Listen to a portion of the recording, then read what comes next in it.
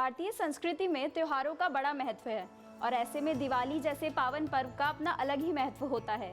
दिवाली से पहले धनतेरस का पर्व मनाया जाता है और इस दिन भगवान धनवंतरी की पूजा करने की परंपरा है, क्योंकि धनवंतरी जी को आरोग्य का देवता भी कहा जाता है। लेकिन क्या आप जानते हैं कि उनको ये वरदान क्यों मिला है? तो आइए जानते हैं धनवंतरी के जन्म से जुड़ी कुछ रोचक कहानियाँ। नमस्कार, मैं इशिता सक्सेना, आप देख रहे हैं नवतेज टीवी।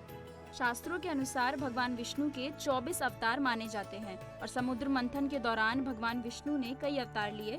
उनमें से कार्तिक मास की त्रयोदशी तिथि को भगवान विष्णु धनवंतरी जी के रूप में अवतरित हुए।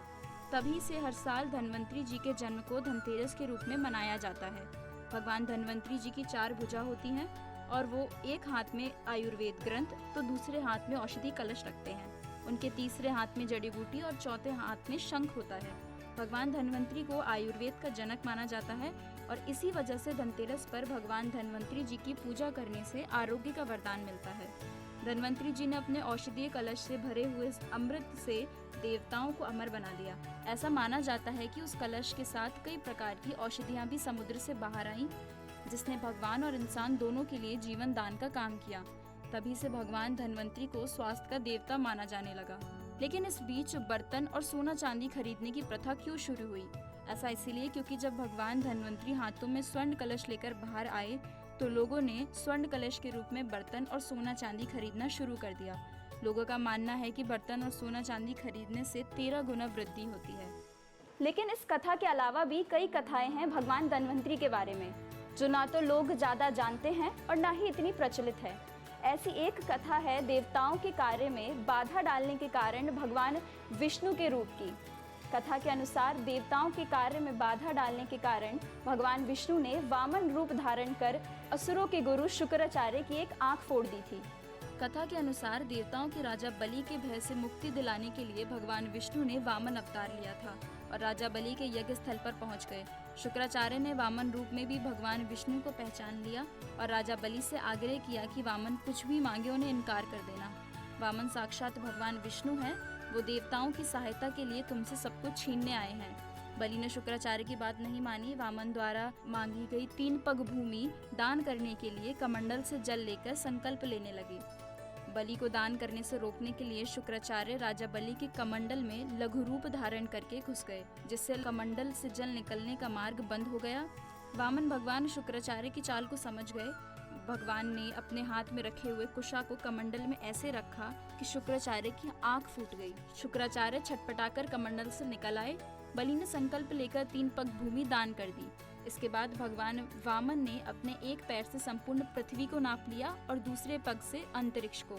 तीसरा पग रखने के लिए कोई स्थान नहीं होने के कारण भगवान बलि ने अपना सिर वामन भगवान के चरणों में रख दिया। बलि दान में अपना सब कुछ गंवा बैठा था। इस तरह बलि के भय से देवताओं को मुक्ति मिली और बलि ने जो धन संपत्ति देवताओं से छीन ली थी, उससे कई गुना धन संपत्ति देवताओं को मिली। इस उपलक्ष्य में भी धनतेरस का त्योहार मनाया जाता है। इसके अलावा एक कहानी ये भी है कि गालिब ऋषि जब प्यास से व्याकुल हो वन में भटक रहे थे तो कहीं से घड़े में पानी लाकर वीरभद्रा नाम की कन्या ने उनकी प्यास बुझाई। इससे प्रसन्न होकर गालिब ऋषि ने आशीर्वाद दिया कि तुम योग्य पुत्र की माँ बनोगी। लेकिन जब वीरभद्रा ने कहा कि वो एक वैश्य है तो ऋषि उसे लेकर आश्रम आ गए और उन्होंने वहाँ कुश की पुष्पाकृति आदि बनाकर उसकी गोद में रख दी और वेद मंत्रों से अभिमंत्रित कर प्रतिष्ठित कर दी। वही धनवंतरी कहलाए। ये थी भगवान धनवंतरी के बारे में कुछ कथाएं। अब आपको बताते हैं आयुर्वेद और धनवंतरी का नाम एक साथ क्यों लिया जाता है। हालांकि धनवंतरी वैद्य को आयुर्वेद का जन्मदाता माना जाता है।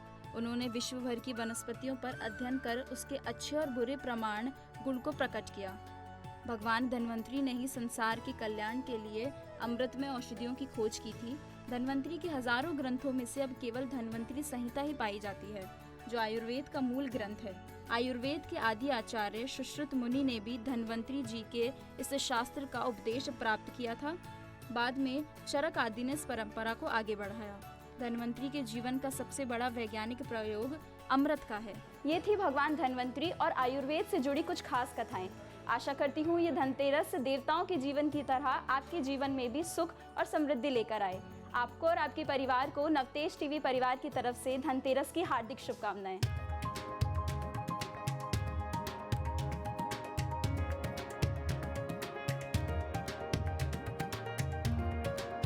देश और दुनिया की हर बड़ी खबर के लिए सब्सक्राइब करें नवतेज टीवी और पल पल के अपडेट्स के लिए बेल आइकन को दबाना ना भूलें, क्योंकि आपकी खबरों का भरोसेमंद साथी है नवतेज टीवी।